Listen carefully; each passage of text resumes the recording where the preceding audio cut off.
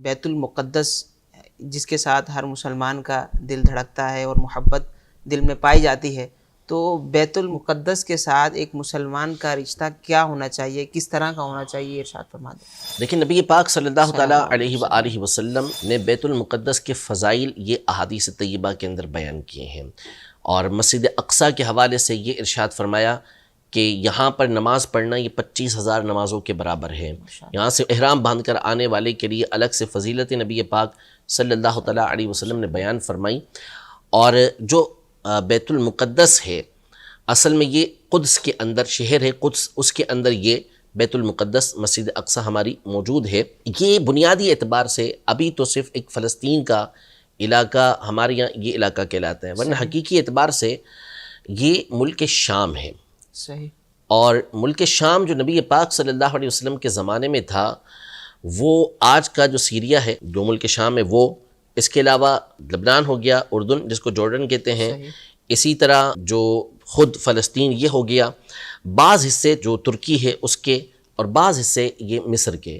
یہ پورا ایریا جو ہے وہ اس زمانے کے اندر ملک شام تھا۔ پھر اس کی تقسیم کاری کی ایک پوری داستان ہے کہ کس طرح یہ حصہ تقسیم ہوا۔ اس میں جو سب سے افضل اور سب سے بہتر حصہ ہے وہ یہی القدس کا حصہ ہے، اور اس کے بارے میں قرآن مجید فرقان حمید میں فرمایا کہ سبحان الذی اسری بعبدہ لیلا من المسجد الحرام الی المسجد الاقصی الذی بارکنا حولہ، کہ اللہ پاک نے فرمایا کہ پاک ہے وہ ذات کے جو اپنے بندے کو رات کے مختصر حصے میں مسجد حرام سے مسجد اقصیٰ لے گئی، وہ مسجد اقصیٰ کے جس کے ارد گرد ہم نے برکت دی۔ اللہ پاک فرماتے ہیں ہم نے برکت عطا فرمائی، تو یہ برکت دنیاوی اور دینی اعتبار سے، دونوں اعتبار سے تھی۔ اللہ پاک نے دنیاوی اعتبار سے بھی برکتیں دی، اور دینی اعتبار سے برکتوں کے بارے میں مفسرین نے اس مقام پہ یہ لکھا کہ وہاں پر انبیاء کرام علیہ السلام کی قبریں موجود ہیں، انبیاء کرام علیہ السلام وہاں پر آتے رہے۔ تو یوں نبی پاک صلی اللہ علیہ وسلم نے اور اللہ پاک نے قرآن مجید فرقان حمید میں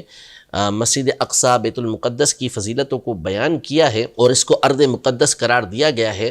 تو لہذا ایک مسلمان کا جو تعلق ہے وہ ظاہر ہے کہ اس مقام سے بن جائے گا۔ خود ہمارے نبی پاک صلی اللہ علیہ وسلم معراج کی رات یہاں پر تشریف لے کر آئے، تو ایک جذباتی تعلق جو ہے وہ ظاہر ہے کہ ہر مسلمان کا اس کے ساتھ موجود ہے۔ اور یہ دنیا میں دوسری عمارت تھی کہ جو کعبۃ اللہ المشرفہ کے بعد بنائی گئی، اللہ پاک کی عبادت اس کے اندر کی گئی، اور پھر قیامت کا جو میدان ہوگا وہ بھی اسی سرزمین کے اوپر ہوگا، کہ نبی پاک صلی اللہ تعالیٰ علیہ وسلم کی احادیث کے اندر ملک شام کی طرف اشارہ کیا گیا، اور بعض میں بیت المقدس کا تذکرہ موجود ہے کہ جو قیامت کا میدان قائم ہوگا وہ اسی جگہ پر اللہ پاک قائم فرمائے گا۔ تو یوں